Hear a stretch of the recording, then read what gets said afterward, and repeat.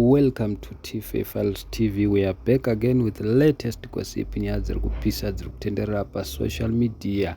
ZANU-PF team yevarakashi vonyora ivo vachiti it will be good if the puppet president stay far from our parliament.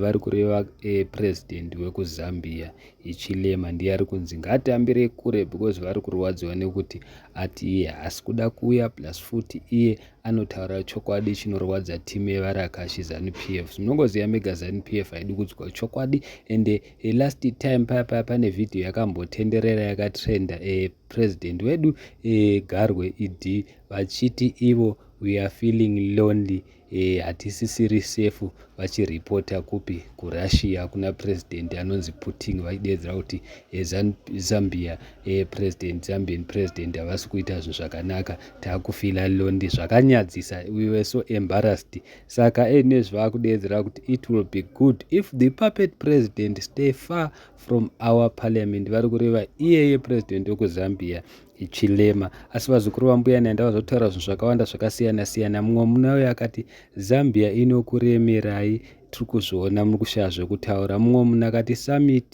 summits have been going since time immemorial, why all this noise varakashi. Mumwe munhu akati yet the parliament yachona yamuri kuchema nayo ndiye yakavakwa nemachina, ine flag yeChina apa munotudza kuti ye zvakati.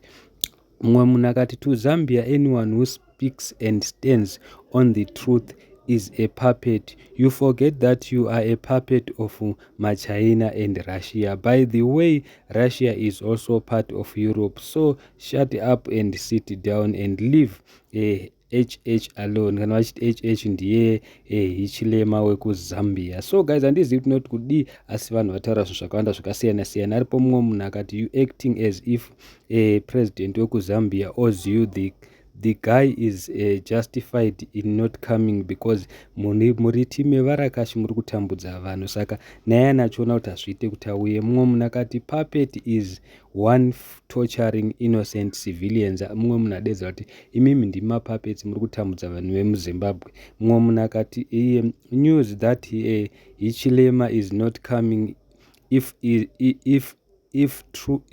is true, it is not going down well with the varakashi ZANU-PF. Vanzi muri kurwadziwa nekuti munoziva kuti hata haasi kuda kuuya. So guys, handizivi kuti noti kudi asi iyo ZANU-PF ED ndiye akanochema akazhamba kunze kwenyika kuna president weRussia achiti we are feeling lonely, Zambia yechichi. Saka Zambia munoti inouya sei pakadaro kuya kuSADC summit, because SADC summit iriko nhasi. Saka Zambian president vati ivo havasi kuuya because havasi kufila safe, because muZimbabwe munorohwa vanhu zvisingaite. Mumwe munhu azouya akati iye ZANU-PF escalates diplomatic rift with Zambia, calling it a puppet of the West. Zimbabwe is hosting the SADC summit where all regional heads of the state are expected to attend, and there are rumors that the Zambian president might send delegations. Zvati kureva kuti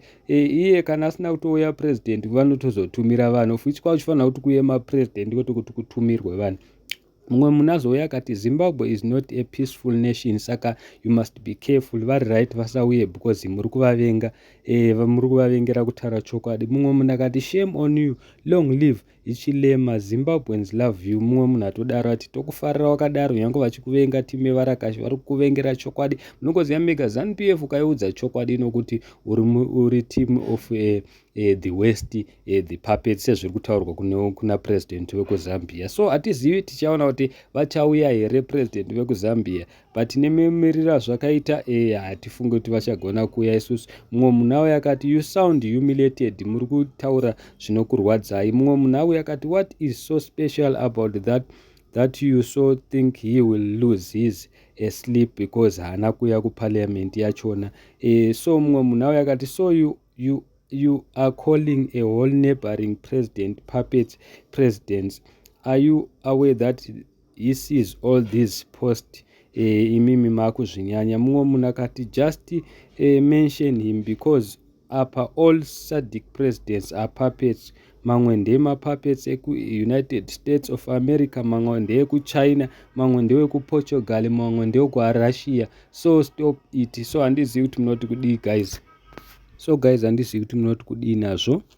Asi vanhu vakawanda vamira nani napresident vekuzambia iva vachiti aiwa ZANU-PF team yevarakashi vari kurwadziwa nekuti president ava vanotaura chokwadi. Ndoseka rakamhanya president weZimbabwe akanoripota kuna president wekurussia Putin zvinhu zvinonyadzisa. Makaiona video yainyadzisa kutotyisa chaiko kutoona achizvidzikamisa achizama kutaura nezvekuti hey we are feeling lonely pakuti kudii kwacho. So handizivi guys munoti kudii nazvo, asi vanotaura zvakawanda vadedzera kuti iyo parliament yamuri kuvhaira nayo ndeyemaChina ine maflag eChina plus futi muchiri nechikwereti.